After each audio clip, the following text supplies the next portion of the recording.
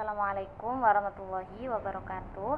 Perkenalkan, nama saya Naila Nuril Aulia dengan NIM 2302041101124. Di sini saya akan mengerjakan tugas yang Ibu Nurul berikan, yaitu menjelaskan metode kajian hadis tematik yang dipetakan dalam 3 metode, yaitu metode pertama yaitu metode tematis berbasis kata kunci, yang kedua metode tematis analitis, dan yang ketiga metode tematik konseptual.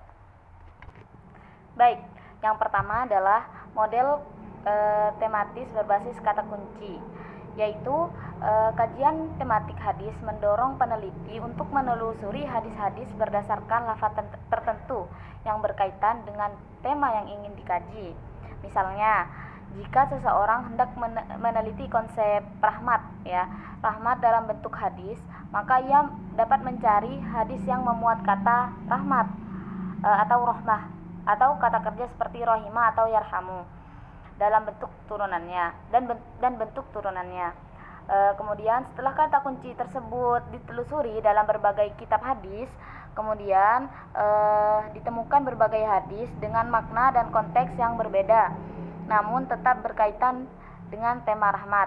Contohnya, rahmat sebagai kasih sayang Allah kepada hambanya, yang terdapat dalam hadis riwayat Muslim yang berbunyi, sesungguhnya Allah memiliki 100 rahmat. Satu rahmat digunakannya untuk makhluk di dunia, dan dengan itu mereka saling menyayangi. 99 rahmat lainnya disimpan Allah untuk hambanya di hari kiamat. Makna dalam hadis ini ialah menggambarkan rahmat Allah sebagai bentuk kasih sayangnya yang sangat besar, melebihi kasih sayang antar sesama makhluk. Kemudian contoh yang selanjutnya adalah rahmat dalam bentuk kasih sayang antar sesama manusia, yang terdapat dalam hadis riwayat Tirmizi yang berbunyi, orang-orang yang penyayang akan disayangi oleh Tuhan yang Maha Pengasih. Sayangilah makhluk yang ada di bumi, niscaya kalian akan disayangi oleh yang di langit. Kemudian makna hadis ini menekankan bahwa sikap penuh kasih sayang terhadap sesama manusia adalah jalan untuk memperoleh rahmat dari Allah.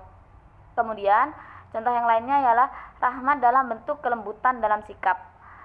Terdapat dalam hadis riwayat Al-Bukhari dan Muslim yang berbunyi, sesungguhnya Allah Maha Lembut dan mencintai kelembutan dalam segala perkara. Makna dalam hadis ini ialah mengaitkan rahmat dengan kelembutan dalam bertindak, menunjukkan bahwa sikap lembut dan tidak kasar adalah cerminan dari rahmat Allah. Kemudian yang kedua adalah metode tematis analitis. Metode ini adalah pengkajian hadis secara tematik dengan basis tema tertentu dan pada hadis tertentu.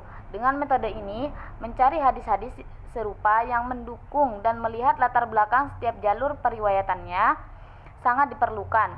Langkah ini dilakukan untuk mendapatkan suatu pemahaman yang utuh. Kemudian metode ini didasarkan pada kenyataan bahwa ada kalanya hadis diriwayatkan secara singkat pada suatu jalur dan diriwayatkan secara panjang pada riwayat lainnya. Ada pula satu hadis yang diriwayatkan menggunakan lafaz yang rumit, sedangkan pada jalur lainnya diriwayatkan dengan lafaz yang redaksi yang mudah dipahami. Sebagai contoh, seseorang yang ingin memahami hadis mengenai isbal atau memakai pakaian yang terurai hingga melebihi mata kaki, hadis yang dijadikan patokan semisal adalah hadis riwayat Muslim yang menyatakan bahwa Allah tidak akan melihat orang yang menjulurkan pakaiannya melebihi mata kaki. Hadisnya adalah innal ladzi yajurru thiyabatu minal khuyala la yanzurullahu ilaihi yaumal qiyamah, yang artinya adalah orang yang menjulurkan pakaiannya karena sombong tidak dilihat Allah di hari kiamat kelak. Kemudian hadis yang serupa adalah yang artinya dari Abdullah bin Umar radhiyallahu an bahwa Rasulullah shallallahu alaihi wasallam bersabda, Allah tidak memandang kepada orang yang menjulurkan pakaiannya karena sombong. Kemudian hadis lainnya adalah riwayat Al-Bukhari dalam sahihnya yang artinya adalah dari Nabi Muhammad SAW, beliau bersabda, siapa yang menjulurkan pakaiannya hingga ke bawah mata kaki dengan sombong, maka Allah tidak akan memandangnya pada hari kiamat kelak. Lalu Abu Bakar berkata, wahai Rasulullah, sesungguhnya salah satu dari sarungku terkadang turun sendiri, kecuali jika aku selalu menjaganya. Kemudian Nabi Muhammad SAW bersabda, engkau bukan termasuk orang yang melakukan hal itu karena sombong. Kemudian langkah selanjutnya adalah melakukan pemaknaan secara mendalam, melakukan pemetaan terhadap kajian dan membuat kesimpulan dari proses analisis yang dilakukan. Kemudian metode yang terakhir ialah tematik konseptual, yang dimana cakupannya lebih luas dari sekedar lafadz hadis Nabi. Metode ini dapat digunakan untuk menjawab isu-isu terkini dengan menggunakan hadis, seperti kata terorisme dan multikulturalisme, cloning dan sejenisnya mungkin tidak akan ditemui di dalam hadis. Akan tetapi, secara sederhana, terorisme misalnya dapat ditemukan dalam hadis-hadis yang memiliki tema larangan mengancam dan larangan membunuh dan lain sejenisnya. Kemudian langkah-langkah yang diterapkan dalam melakukan kajian ini adalah menentukan tema, menentukan literatur primer dalam hadis, melakukan pembacaan yang komprehensif terhadap hadis-hadis yang dikaji. Kemudian melakukan proses takhrij hadis sekaligus melacak validitas hadis serta kualitasnya. Melakukan analisis literal pada lafadz-lafadz yang terhimpun dalam matan, melihat syarah, melakukan komparasi teks hadis dengan teks lainnya seperti Al-Quran, pendapat sahabat, tokoh otoritatif, dan lain-lain. Kemudian melakukan kesimpulan, misalnya pembahasan terorisme dan radikalisme yang disinggung dalam hadis, maka dapat merujuk kepada hakikat konsep radikalisme dan terorisme itu sendiri yang mengandung kekerasan, intimidasi, pemaksaan, dan lain sejenisnya. Maka kita dapat memetakan pencarian hadis pada unsur-unsur tersebut.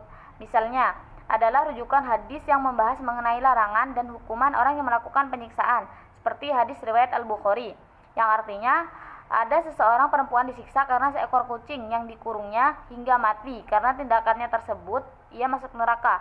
Wanita itu tidak memberi kucing tersebut makan, tidak pula minum ketika ia mengurungnya. Juga kucing tersebut tidak dibolehkan untuk memakan serangga-serangga di tanah. Hadis riwayat Bukhari. Hadis lainnya diantaranya ialah yang artinya Ibnu Umar pernah melewati beberapa pemuda Quraisy yang menancapkan seekor burung dan memanahinya. Setiap anak panah yang tidak mengenai sasaran menjadi milik si pemilik burung.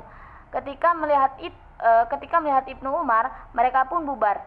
Ibnu Umar lalu berkata, "Siapa yang melakukan ini? Ketahuilah, Allah melaknat orang yang melakukan seperti ini. Sesungguhnya Rasulullah Shallallahu Alaihi Wasallam melaknat orang yang menjadikan makhluk bernyawa sebagai sasaran tembak." Kemudian hadis tentang anjuran untuk menyayangi sesama, seperti riwayat Al-Bukhari, yang artinya Rasulullah Shallallahu Alaihi Wasallam pernah mencium Hasan bin Ali. Ketika itu ada Al-Aqra bin Habis At-Tamimi sedang duduk.